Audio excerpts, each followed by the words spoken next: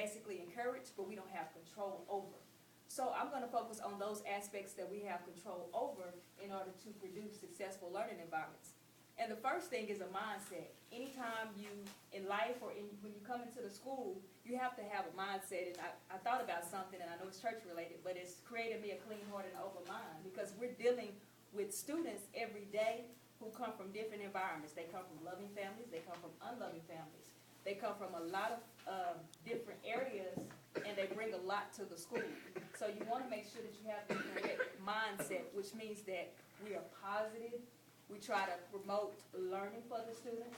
We try to help the students as much as possible. And we also discipline the students, because they have to know right from wrong, because we're trying to produce individuals who are productive in society. So the first thing is your mindset. Now, paralleling on mindset, that produces teamwork within the school. Teamwork enhances anything that you do, because when you're analyzing data, you're working as a team. When you're dealing with discipline, you're working as a team. When you're trying to get your parents involved, you're working as a team. So teamwork is very important, because you're bringing different aspects. You're bringing your personality. Some of us are more firm. Some of us are kind of laid back, so we need that balance. Because a student may come in and say, hey, Dr. Love, I've had a bad day or a bad night. And we have to have that balance. Be firm. I still expect you to do your work, but also, how can I help you? Not babying them, but asking them, how can I help you? Because this helps create their learning environment. And when I say teamwork, what I mean by that is we all have to work together as one in order to produce that whole child. Working together as one. Ms. Pierce is very good in English, language arts, reading. Ms. Foster's good in data. So bringing all that together and looking at this child and saying, hey, let's see what we can do to help this child become productive. So we have the mindset. The second thing that we do at the school is we analyze. We analyze, we analyze, we analyze. We have what we call war room, and what we do is we pull the data from those different students, from their benchmark tests. We pull it from different tests that they take, and we all sit around in the group, bring all the teachers in, and they say, hey, okay, on domain 1.3, your student scored 100%, mine scored 50. What did you do to help those students? Because students' learnings are totally different. Teaching styles are totally different.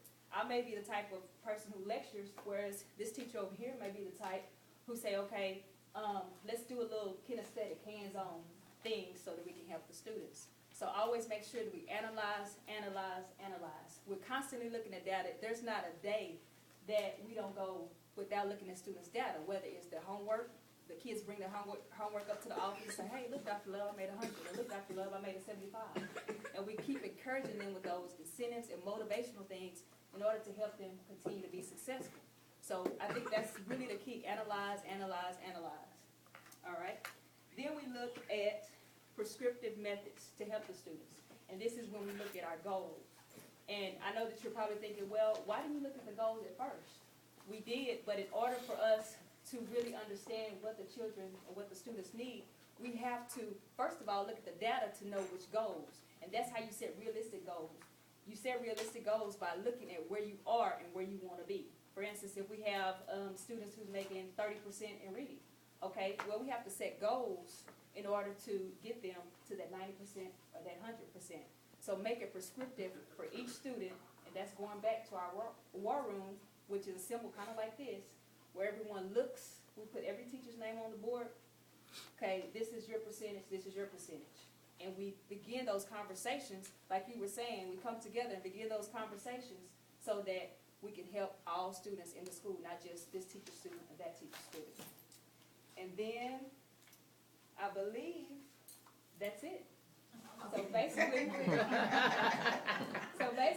you just want to make sure that you're working together as a team, you're looking at the data, and that's the only thing, that creates success. You just continuously analyze, look at the data, look at yourself. How can we improve ourselves? Because each day we have to improve ourselves to be better people. Are there any questions? Great. Oh, yes, ma'am. Do you have any tips for encouraging teamwork? Because I'm a first-year teacher in my building, and sometimes I feel like there isn't any. How can I be that leading force to encourage us to work together? And that goes back to your mindset. So when you come in, for instance, if I'm looking like I really don't want to talk, I don't want to work as a team, then you come up to me, hey, Alfreda Love, I was wondering, let's get together and let's talk about little Johnny's grades. What can we do together? I always initiate that, because some people, we may look at them and say, oh, they don't wanna talk, but it may be something on their mind. So you set the atmosphere. If the atmosphere is like really tight, you set the atmosphere. Also, you, basically just make yourself friendly, which I know you do. Just make yourself friendly, go, hey, do you need anything? Can I help you with anything? Start up those conversations, things like that. Any more questions? I'll say I need. Questions. Go ahead. Oh, I'm I sorry. would just like to say that if she feels that way too, that she should not be afraid to just walk up and say, you know, Dr. Love, I need some help. Right. And if you say, I can't help you, it's something wrong with you, but you're gonna say, oh, okay, let me go to your room, let me do that, so, but don't you be afraid. You take that first step too, all right? Thank you. That's very good, Ms. Jenner. Yes, she finished my presentation. No. Good job, Ms. Jenner. Is there any more questions or anything? Thank y'all so much for listening.